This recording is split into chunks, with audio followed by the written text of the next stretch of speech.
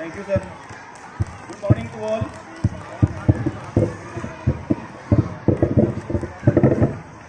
Good morning to all. बच्चों, आज AIIMS की टीम आपके बीच में आई और उन्होंने अपने नुक्कड़ नाटक के माध्यम से, रोल प्ले के माध्यम से आपको अवगत कराया कि किस तरीके से हमें ट्रॉमा से बचना है। जो बच्चे अबव 8th क्लास या 9th क्लास हैं, जनरली वो बच्चे आज छोटी जनरेशन में ही बाइक, स्कूटी, कार चलाना स्टार्ट कर देते हैं। और छोटे बच्चे भी जब स्कूल आते हैं, जाते हैं, तो उस समय रोड के साइड जाना और रोड के साइड से निकलना, देखो दुर्घटनाएं जरूरी नहीं है कि हम जब एक्सीडेंट करेंगे तभी एक्सीडेंट होगा। एक्सीडेंट जो है, ट्रॉमा है, सामने वाला भी कर सकता है।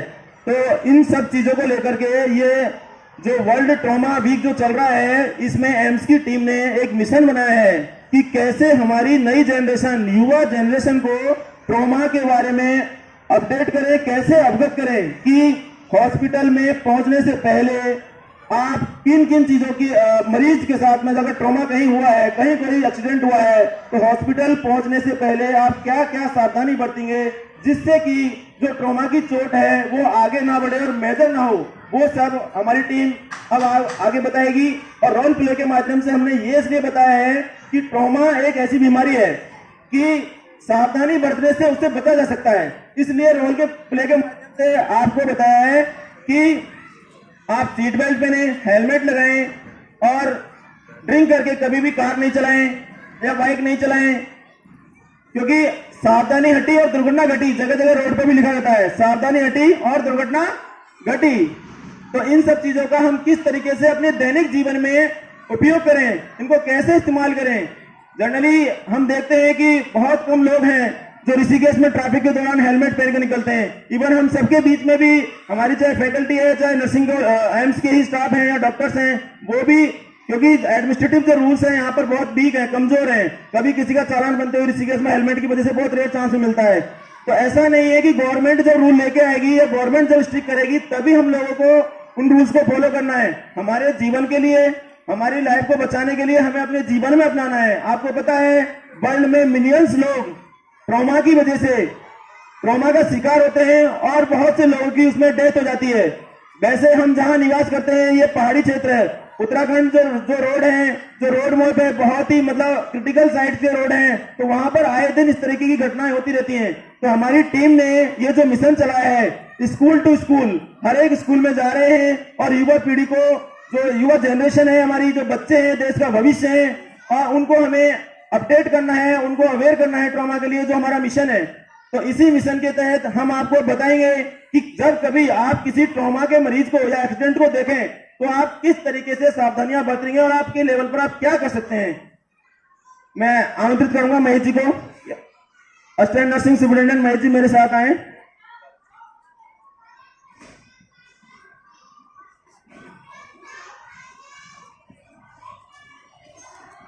देखो बच्चों, जब आपको पता है कि जब कोई एक्सीडेंट होता है तो उसमें जब चोट लगती है, अगर आपको दिखेगा कि चोट अगर बाहरी है जिसमें जो ब्लड है वो निकल रहा है, खून बह रहा है, तो उस कंडीशन में, उस स्थिति में आप क्या करोगे। किसी बच्चे को पता है, अगर किसी बच्चे ने एक्सीडेंट देखा है और एक्सीडेंट में मरीज के शरीर से कहीं से भी जो जो बताना चाहता है, सर ने जो अभी क्वेश्चन किया है उसके जवाब में जिस जिसको पता है वो आवाज हाथ खड़ा करे अपना। ठीक है, ओके। पहले अपना नाम बताना, देन उसके बाद अपना जवाब बताना। My name is Chetna, I am studying class 6th A। अगर कभी हम लोग एक्सीडेंट देखते हैं, उस वक्त किसी मतलब मरीज के शरीर से खून निकलता है, तो अगर हमारे पास कोई चुन्नी है तो हम उसके शरीर पर वहां पर बांध दे तो उससे थोड़ा खून बहने से रुक जाएगा। थैंक यू बेटा, बहुत बहुत धन्यवाद। और कोई भी बताना चाहता है? आपका नाम क्या है? Avani. My name is Avni, I study in class 6th P। अगर हम किसी एक्सीडेंट को देखते हैं और किसी पार्ट से खून बह रहा हो, जैसे हाथ, तो अगर आसपास सूखी मिट्टी हो तो हम वो भी यूज कर सकते हैं उस पे लगाने के लिए। अभी सर आपको इसका जवाब देंगे, बताएंगे इसके ऊपर। सर बताइए थोड़ा सा इनको, बच्चों को इसके रिगार्डिंग। तो गुड मॉर्निंग बच्चों। जैसा कि जो एक्सीडेंट होते हैं ना, तो हर एक का मैनेजमेंट अलग होता है। जैसे एक ट्रॉमा जो होता है उसमें हम क्या सीखते हैं, ABCD। क्या सीखते हैं, ABCD। तो ABCD सबको आता है, वेरी गुड। जब भी कोई चोट लगेगी तो हमें ABCD सीखना है बस, ठीक है। इसकी आवाज तो ABCD कैसे सीखेंगे, आज से नया डेफिनेशन है ABCD की। ए फॉर एप्पल नहीं, एयरवे। एयरवे मतलब जो मुंह है ना वो खुला रहना चाहिए। ए फॉर एयरवे, क्या होगा, एयरवे। तो जब भी कोई मरीज आपको लगे गिर गया तो सबसे पहले उसका मुंह खोलने की कोशिश करना है, कुछ गिरा तो नहीं है, या उसे बात करनी है कि नाम क्या है आपका। सबसे पहले क्या करोगे, एयरवे देखोगे। क्या देखोगे, आज से ABCD में ए का मतलब वेरी गुड। तो एयरवे कैसे देखेंगे, नाम पूछ के 10 सेकंड में पूछेंगे उनसे कि आपका नाम क्या है। थोड़ा हाथ लगेगा, आपका नाम क्या है। जो वो बोलेगा तो इसका मतलब क्या है, मान लो आप करो बेटा, क्या नाम क्या है, ठीक है। जैसे कि मान लो इनका एक्सीडेंट हो गया, गिर गए, बेहोश हो गए, ठीक है। बैठ जाओ, नीचे बैठ जाओ, ठीक है। बैठे बैठे लेते मान लेते हैं। नाम क्या आपका, क्या नाम है, सक्षम। तो सक्षम का एयरवे सही है, मतलब ये बेहोश नहीं है, एयरवे इनका ठीक है। तो ए फॉर क्या होगा, एयरवे का सही होने का मतलब है कि वो बच गया, अभी तो उस टाइम तो बचा हुआ है, ठीक है। नेक्स्ट है ब्रीथिंग, बी आवाज नहीं, हेलो तो आवाज ही नहीं आ रही। नेक्स्ट बी का मतलब क्या है, मैंने पहले ही बोल दिया ठीक है। बी फॉर क्या है, ब्रीथिंग का मतलब है सांस कितना ले रहे हैं, ठीक है। सांस ले रहे हैं कि नहीं ले रहे हैं, सांस कितना होता है, एक मिनट में कितने सांस लेते हैं हम, 15 to 20 80, ठीक है। तो 20 के आसपास, बच्चों में थोड़ा ज़्यादा होता है, तो 20 के आसपास अगर कोई सांस ले रहा है तो इसका मतलब वो सही है। मरता हुआ आदमी कैसे करता है सांस, बहुत देर तक लेता है फिर रुक जाता है, ऐसे होता है ना। देखा आपने कभी मूवी में देखा होगा, एक सांस लेते ऐसे करते करते रुक गया, है ना। ओल्ड एज वाले हैं ना, जो जाने वाले होते हैं ऊपर, वो सांस बहुत लंबे लंबे लेने लग जाते हैं कि बहुत देर में लेते हैं, ठीक है। तो सांस अगर ले रहा, ब्रीथिंग का मतलब बी फॉर, तो आपने ए और बी तो सीख लिया। अब नेक्स्ट है सी फॉर आज से सी फॉर कैट नहीं, आज से क्या है, सर्कुलेशन। जैसे सर ने बताया था ब्लीडिंग, सी फॉर क्या है, सर्कुलेशन का मतलब क्या है, खून का बहाव, ठीक है। शरीर में खून का बहाव कैसे है, अगर वो बाहर आ गया तो क्या करेंगे हम उसको, इसमें आप बताओ। जैसे आपने बताया सबसे पहले कि क्या पट्टी बांध देंगे।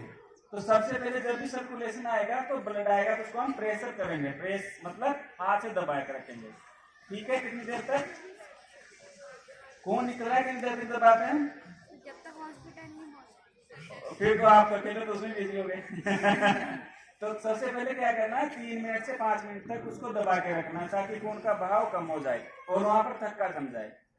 क्लोटिंग टाइम, क्लोटिंग टाइम बच्चों ने पढ़ा होगा, बड़ी क्लास में तो पढ़ते हैं। कितना होता है क्लोटिंग टाइम, बताएगा कोई, नॉर्मल क्लोटिंग टाइम, ठीक है। तो सी मतलब क्या है, सर्कुलेशन। तो इन्होंने बताया था कि पट्टी बांध, वेरी गुड, अच्छा है। पहले दबाव हाथ से, फिर कौन नहीं रुके तो क्या करना है, हमें पट्टी बांधनी है। फिर भी नहीं रुके तो फिर कोई जो आपके टाई है या उसे थोड़ा सा रफली बांध, बहुत ज्यादा ब्लीडिंग हो रही, छोटी ब्लीडिंग नहीं, ज्यादा ब्लीडिंग हो रही तो उसको बांध दो, ठीक है, प्रेशर से, ताकि खून रुक जाए, ठीक है। खून कैसे रुकेगा, जो हमारी नसें है ना वो बंद हो जाएगी, जैसे पाइप होता है, पाइप को बंद कर दिया, गला दबा दिया तो आगे नहीं जाएगा, ठीक है ना। तो सीखो क्या हो, सर्कुलेशन में एक बच्चे ने बोला कि क्या उसमें मिट्टी लगाना चाहिए या नहीं, तो आज से कभी भी मिट्टी नहीं लगाना, हल्दी भी नहीं लगाना, अभी कुछ भी नहीं लगाना। ऐसे ब्लीडिंग टाइम जब छोटा मोटा एक घर के नुस्खे नहीं लगाना, सीधे डॉक्टर को दिखाना, ठीक है। हॉस्पिटल में जाना है, कुछ भी चीज नहीं लगाना, हल्दी मिर्ची कुछ भी नहीं लगाना, ठीक है। तो क्या लगाओगे, आज से सिर्फ साफ पानी से, नॉर्मल स्लाइन से या बहते हुए पानी से उसको धो सकते हैं। जैसे मान लो कि आप ग्रुपिंग में गए पहाड़ पर जाते हैं ना, स्काउटिंग होता है यहाँ पर, स्काउटिंग या एनसीसी, तो कैंप जाते हैं और कहीं वहां गिर गया कोई, तो खून निकल रहा है, तो उसे कैसे करेंगे? मिट्टी को साफ करना है, मिट्टी लगाना नहीं, मिट्टी को क्या करना है? साफ करना है। हाथ से कोई मिट्टी नहीं लगाएगा, ठीक है? ठीक है, तो इससे क्या होगा? साफ हो जाएगा। और जल्दी से जल्दी किसको कॉल करना है? नंबर बताओ। एम्बुलेंस का मैं बोलूंगा, एम्बुलेंस आ जाओ, आ जाएगी। 108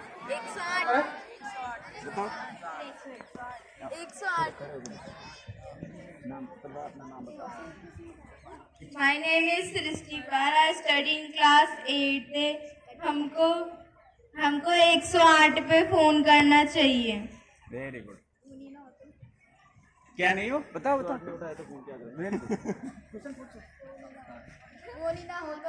फोन ही नहीं हो तो सही क्वेश्चन है इनका। फोन नहीं हो तो क्या करना है? क्योंकि आपका फोन अलाउ नहीं होगा यहाँ पर ना। Very good. ये बताओ बताओ क्या करना है? चिल्लाना है। मतलब कैसे चिल्लाना है? आस पास कोई होगा तो सुन लेगा कि मेरे चोट लगे, जोर जोर चिल्लाना है। चिल्लाना है मतलब उसका ए और बी तो ठीक है ना? अगर कोई चिल्ला रहा है इसका मतलब क्या है? उसकी ए बी तो ठीक है, सी का मतलब ब्लीडिंग हो सकती है, तो चिल्लाएगा तब तक। हाँ, अगर दूसरा हाथ कोई चोट में लगे, वो अगर सही है तो उसे दबा के रखना है, चिल्लाते भी रहना और हाथ को भी दबा के रखना, मतलब गाँव को दबा के रखना है, ठीक है? चलो और बताओ। सी ने जैसे बताया था कि अगर मान लो आपके पास कुछ भी कपड़ा नहीं है, पट्टी तो आप बोल रहे हो बांध देंगे, किससे बांधोगे?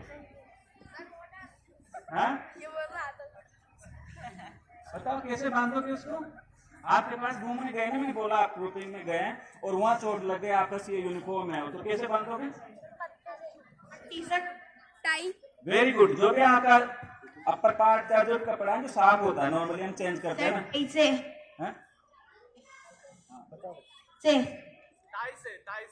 टाई तो जाते हैं, जब घूमने जाते हैं टाई लगा के जाते हैं। वहाँ है सर, स्काउट में। Very good. तो ठीक है, तो आपके पास जो भी रुमाल है, टाई है, रुमाल को नाक वाला मत लगाना, नाक साफ किया उसे बांध दो। हैंकी से। हाँ, हैंकी से। Very good. हैंकी से करना है, लेकिन हैंकी साफ होनी चाहिए। लेकिन इमरजेंसी में आप बांध सकते हो, थोड़ा उसे दो लो बैठे पानी में और उससे बांध सकते हैं, ठीक है? दूसरा क्या है कि जितने भी लड़के हैं उनके बनियान जरूर पहनते हैं ना, और चाहे नए नहीं नए डेली कपड़े चेंज करते हैं, ऐसा होता है ना? आप ऐसे कितने लोग डेली नहाते हैं? गलत बात, इतना नहीं नहाते इस ठंड में, ठीक है? तो जब भी आप, वेरी गुड, चाहे ठंड में नहाए नहीं नहाए, लेकिन मम्मी पापा क्या करते हैं? बनियान या अंडरगारमेंट जरूर चेंज करवाते हैं, और आपको करना भी चाहिए डेली, ठीक है? तो वो जो बनियान है वो सबसे साफ होता है हमारे शरीर का। या उसमें इन्फेक्शन होगा, किसका होगा?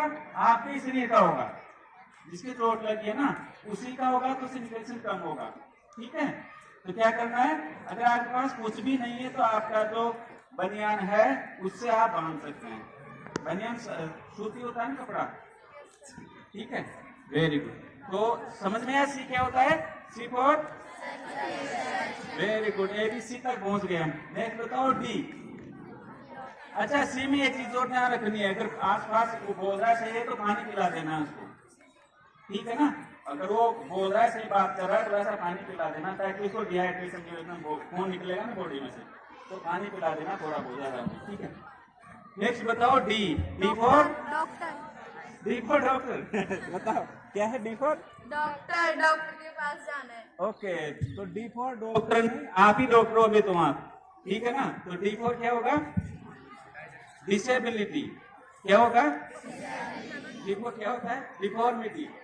डिसेबिलिटी या डिफॉर्मिटी? डिफॉर्मिटी मतलब फ्रैक्चर, डी फॉर क्या होगा?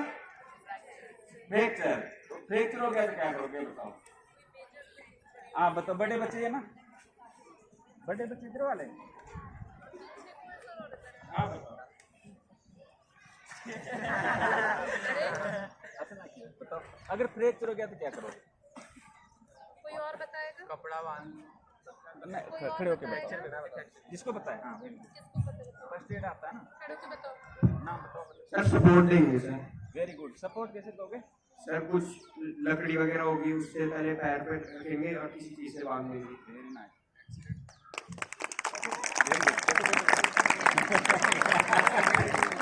तो क्या फ्रैक्चर होगा, क्या होगा, आपको उसको स्प्लिंट करना है।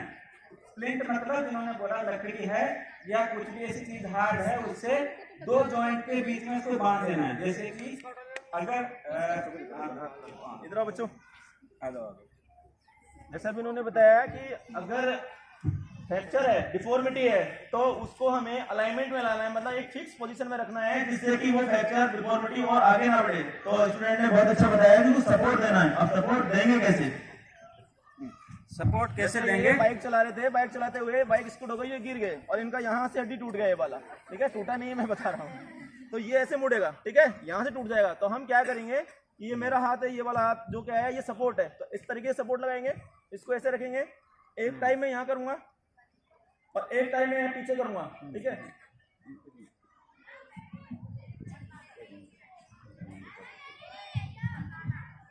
तो ये जो बोन्स जो टूटी है बीच से, जो बोन्स जो हड्डी टूट चुकी है इसकी, तो हड्डी जो अलाइनमेंट है एक फिक्स अलाइनमेंट में रहेगी। तो उसके क्या है कि ये जो हड्डी जो आगे और जो फ्रैक्चर है, अगर हो सकता है कि हड्डी पूरी तरह से टूट कर अलग नहीं हो, थोड़ी सी हड्डी टूटी है, तो उसको बचाया जा सकता है और उसको एक फिक्स अलाइनमेंट में रख के। दूसरी चीजें सबसे इंपॉर्टेंट क्या है अलाइनमेंट रखने का, कि जो नर्व जो डैमेज होने वाले हैं, हमारी जो नर्व सप्लाई है उसको रोका जा सकता है, क्योंकि नर्व डैमेज होने का मतलब बहुत बड़ी चोट। तो उस बड़ी चोट को रोकने के लिए अलाइनमेंट करना बहुत जरूरी है। आ जाओ, ठीक है। तो जब फ्रैक्चर होगा क्या करोगे, हाथ में फ्रैक्चर होगा क्या होगा, जैसे इनका हाथ के फ्रैक्चर में बता दिया, और इनका हाथ ना ऐसे गिरा हुआ है ऐसे, तो कैसे क्या करोगे इसका हाथ ऐसे, इसका आप बताओ।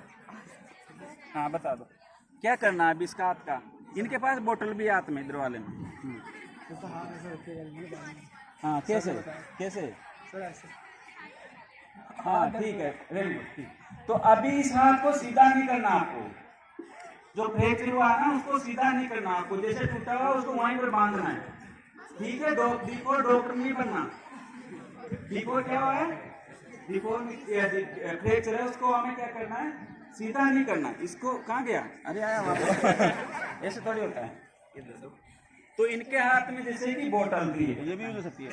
तो इसको ऐसे है ना, इनका हाथ ऐसे टूटा हुआ है, तो हम क्या करेंगे, इसको ऐसे ही दो जॉइंट, ये जॉइंट और ये जॉइंट, हमें इसको सीधा नहीं करना है, इसको यहीं बांधना है, ऐसे पकड़ के इनका जिनके हाथ में जैसे मास्क है कुछ भी है उससे चारों तरफ लपेट देना। हाथ कैसे रहेगा, समझ में है सबके, ठीक है। तो आपको क्या करना है, हमें सीधा नहीं करना, टूटा है तो उसको जोड़ने की कोशिश नहीं करनी। अब सपोर्ट लगाने के लिए क्या क्या हो सकता है, जैसे रास्ते में एक्सीडेंट हो गया, स्टूडेंट ने बताया कि लकड़ी ले सकते हैं, आपके आगे आपके पास लकड़ी है, लकड़ी भी ले सकते हैं। अभी बोतल बताया सर ने, बोतल है तो बोतल भी ले सकते हैं, और दूसरी चीजें भी हैं तो वो भी ले सकते हैं। कोई अगर यहाँ पर कार्टून का गत्ता वगैरह भी आपको नजर आता है तो उसको फोल्ड करके लगा सकते हैं। उस समय फर्स्ट प्रायोरिटी हमारी क्या है, अलाइनमेंट रखना। तो हम किस तरीके से अलाइनमेंट रखना है वो हमारा माइंड यूज करना है। इजी रीचेबल क्या है, जितनी जल्दी क्या चीज आपको नजर आ रही है उससे उसको अलाइनमेंट करना है। तो डिफॉर्मिटी को रोकना है, डिफॉर्मिटी, अच्छा बोलो डिसेबिलिटी, क्या बोलना है, डिसेबिलिटी, डिसेबिलिटी फ्रैक्चर को रोकना है, ठीक है। तो आपका नाम क्या है, आयुष जायसवाल। तो आयुष जायसवाल ने बहुत अच्छा फ्रैक्चर करवाया है ना, ठीक है। अब समझ में आया फ्रैक्चर कैसे रोकना है। कोई भी दो जॉइंट, जहाँ से मान लो यहाँ से मेरा हाथ टूटा हुआ है, तो मैं क्या करूंगा, इस जॉइंट जो एक हमारा क्या रिस्ट है और दूसरा जो एक कोहनी है, इन दोनों के बीच में बड़ी सी लकड़ी लगा के इसको इमोबिलाइज करेंगे। क्या होगा, इमोबाइल मतलब क्या होता है, बिल्कुल उसको हिलने नहीं देना, ठीक है। तो समझ में आया, default disability, very good, ABCD तक पहुंच गए। अब नेक्स्ट है ई फॉर क्या होता है, ई फॉर क्या होता है, जो आपको बताओ पहले। ई फॉर एलिफेंट है, ठीक है। तो ई फॉर एलिफेंट तो कुछ कपड़े पहन के नहीं रखता। ई फॉर हमें क्या करना है, इन्वायरमेंटल एक्सपोजर। इन्वायरमेंटल एक्सपोजर मतलब क्या है, या इन्वायरमेंटल कंट्रोल। अभी ठंड पड़ने वाली है ना, या गर्मी है, तो हम जब भी कोई भी मौसम हो, अगर किसी कोई गिर गया, उसके कपड़े फट गए या वो कपड़े निकाल दिया, तो जितना जल्दी हो सके वहां का चोट को हटा के उसको कपड़े पहनाना है। मतलब उसको जो स्किन है ना, चमड़ी बाहर नहीं दिखनी चाहिए, ठीक है। ई फॉर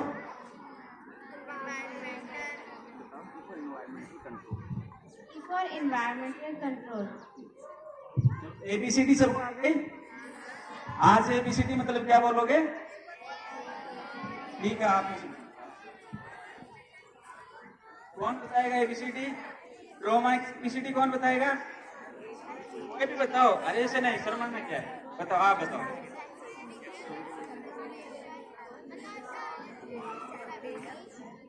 फेल हो जाओगे ना तो यहाँ मैं मैडम से बोल दूंगा, फेल हो जाएगा।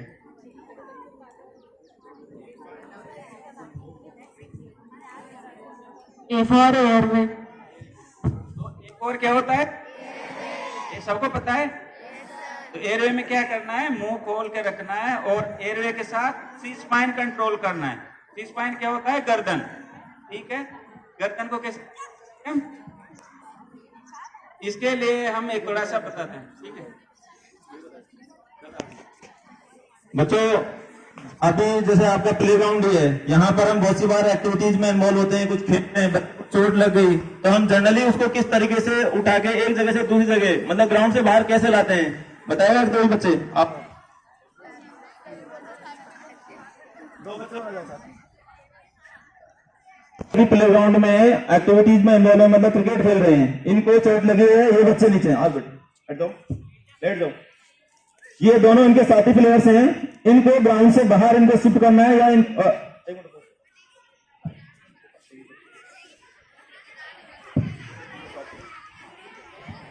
बच्चों इनको मैदान से बाहर लाना है, सेफ साइड में लाना है आपको। तो कैसे लेकर आएंगे? लेट जाइए आप, लेट आओ। बेसिकली जब हम जो गलतियां करते हैं उनको ही हमें सुधारना है। इसको उठा के ले जाना है। अभी आपको कुछ पता नहीं है कहाँ ले गए, ठीक है? बच्चा लेट गया है, चोट लगी है, एक साथ इनको बॉल लगते हुए वो लेट गए, जोर से गिरे हैं। इम्बैलेंस जब गिरता है सर पहले पूछेंगे कि कहाँ चोट लगी है, नाम पूछो, उसका नाम कहाँ चोट लगी है, 5 मिनट में खत्म करना है। चोट कहाँ पे लगी? 5 मिनट धूप लगी। हाथ में लगी है। सर नहीं दिखेगा। इनको आप शिफ्ट करने दो, बच्चों को शिफ्ट करो आप ना। चोट कहाँ लगी है कुछ नहीं, अभी इसको मैदान से बाहर शिफ्ट करना है। ग्राउंड में देखा है कभी एकदम जब प्लेयर्स को चोट लगी है, टीम आती है क्या करती है?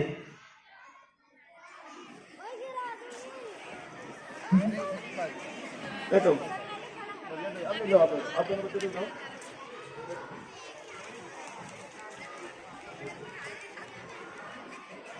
बच्चों जब कोई प्लेयर्स या हम कहीं इम्बैलेंस गिरते हैं, कोई बैलेंस का पता नहीं है किस तरीके से हमें चोट लगी है, तो उस कंडीशन में जैसे बच्चों ने बताया कि पैर पकड़ो, हाथ पकड़ो, इस तरीके से बच्चे को उठाना नहीं है। वो नहीं करना जो हम बताते हैं। जनरली क्या करते हैं, जैसे इन्होंने किया या ऐसा करेंगे, दोनों हाथ पकड़ो, नहीं हाथ पकड़ो, जो गलती है वो बताते हैं पहले। जनरली हम ऐसा करते हैं, उठाओ, ऐसा करते हैं ना, यही करते हैं सब लोग। तो इसमें क्या होगा,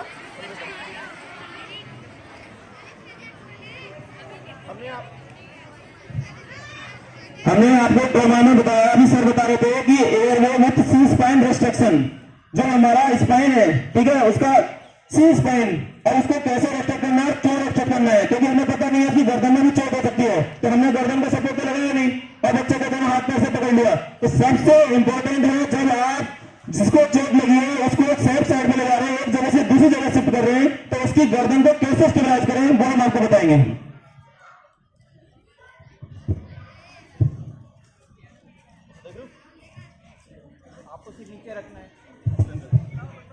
आपके दोनों हाथों से बच्चे के जो कंधे हैं उनको पकड़ना है और दोनों हाथों के बीच में जो बच्चे का सिर है उसको ऐसे बीच में सपोर्ट देना है। जैसे देख रहे हैं आपको इमेज देखिए, इससे क्या होगा कि उनकी जो गर्दन का मूवमेंट है वो गर्दन नीचे भी नहीं लटकेगी, साइड में भी नहीं मुड़ेगी, तो जिससे गर्दन में अगर चोट लगी है तो उसकी जो चोट है और ज्यादा घातक नहीं होगी, इंजरी मोर नहीं होगी, उसको रोकना है।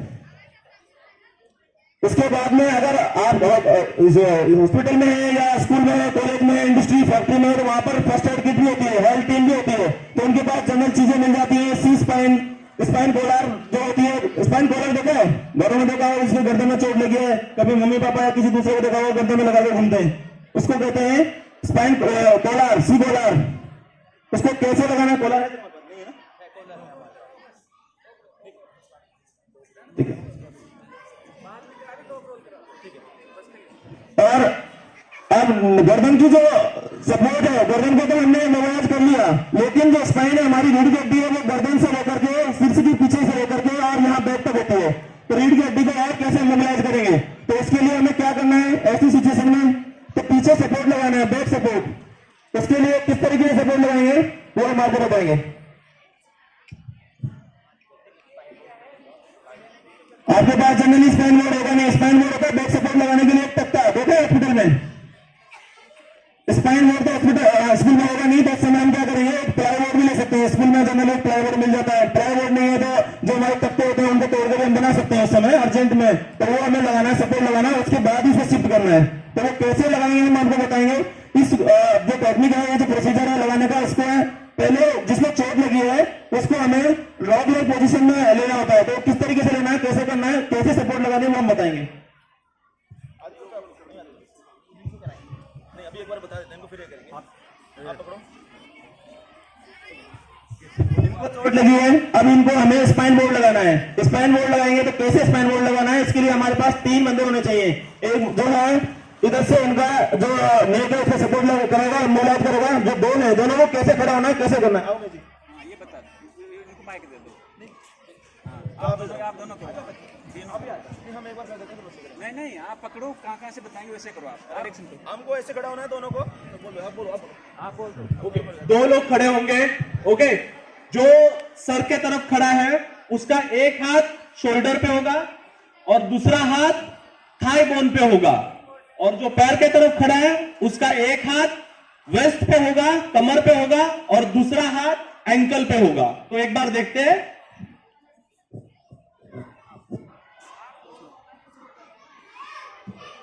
तो आप यहां देखोगे दोनों के हाथ जुड़े हुए हैं।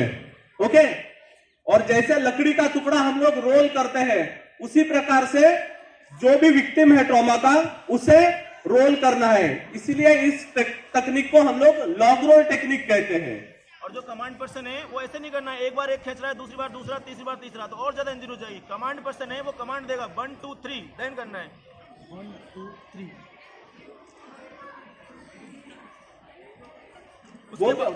उसके बाद में हमें बोर्ड लगाना है, और बोर्ड जो है हमें इस तरीके से इसके पास से सटे करके जो बोर्ड है स्पाइन बोर्ड, आपके पास स्पाइन बोर्ड नहीं है तो आपको प्लाई बोर्ड जो भी आपने बनाया तख्ता, स्पाइन को हमें सपोर्ट देना है, मतलब रीढ़ की हड्डी को सपोर्ट देना है कि वो इधर से मूव ना करे, उसको इस तरीके से लगा देना है। उसके बाद सेम 1 2 3 करके, ऐसे नहीं, उसके बाद जिस तरीके से इसको घुमाया है, रोल किया है, उसी तरीके से वापस से 1 2 3 बोल के ही करना है। जो कमांड पर्सन है वो 1 2 3 बोलेगा, फिर हमें शिफ्ट करना है स्पाइन बोर्ड पर। 1 2 3।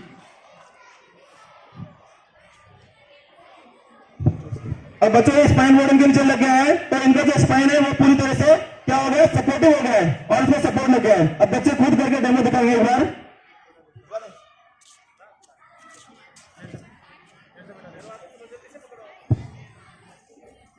कोई एक को, ये बेसिक चीज है, बहुत आप कमांडिंग पर्सन है, कमांड देना कैसे 1 2 3। मैं तो सपोर्टिंग पर्सन, मैं स्पाइन बोर्ड लगाऊंगा, मैं स्पाइन बोर्ड लगा दिया, स्पाइन बोर्ड डन। 1 2।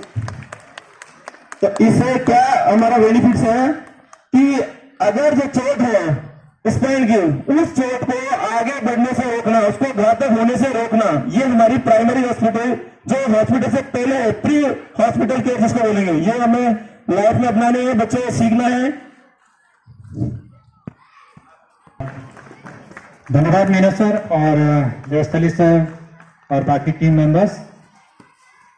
देखो बेटा, जीवन में घटनाएं तो होती रहती हैं, लेकिन जब दुर्घटनाएं हो जाएं तो उसके लिए ये चीजें बहुत जरूरी हैं। घटना होना सामान्य बात है, लेकिन दुर्घटना होना ये असामान्य बात है। और ऐसी स्थिति में हमें क्या प्रिकॉशंस लेने चाहिए, किस तरीके से उस स्थिति को हैंडल करना है, कैसे उस स्थिति में अपने जो विक्टिम है, जिसको जो दुर्घटनाग्रस्त व्यक्ति है, हम किस प्रकार से उसकी सहायता कर सकते हैं, ये आपने सीखा। और ये जीवन में कभी भी और कहीं भी घटित हो सकता है, तो आप इस ज्ञान को निश्चित रूप से अपने साथ रखेंगे। ईश्वर से प्रार्थना करेंगे कि इस प्रकार की स्थितियां न पैदा हों, लेकिन अगर हो जाए तो ऐसी स्थिति में उसके क्या उपाय हैं, ये आपने इनसे सीखे। इन टीम मेंबर्स को बहुत बहुत धन्यवाद। आप बच्चों का भी बहुत बहुत धन्यवाद, आपने बड़े ध्यानपूर्वक इनको सुना। अपने लिए पहले जोरदार तालियां बजा दीजिए। मुझे पता है तेज धूप है, लेकिन तेज धूप के बावजूद भी आपने इस चीज को सीखा। निश्चित रूप से आप लाभान्वित हुए होंगे। धन्यवाद। जिन लोगों ने साथी लोगों ने आज व्यवस्था के लिए सहयोग दिया या यहाँ के इस कार्यक्रम को सफल बनाने के लिए अपना योगदान दिया, उनका भी हार्दिक धन्यवाद। और टीम एम्स का तो बहुत बहुत धन्यवाद सर, बहुत बहुत। हम आशा करेंगे कि भविष्य में अगर किसी प्रकार की और कोई इस तरीके की सूचना हो या इस तरीके का कोई और उद्देश्य परक कार्यक्रम हो तो निश्चित रूप से उनका हार्दिक स्वागत है। धन्यवाद सर, एक बार धन्यवाद।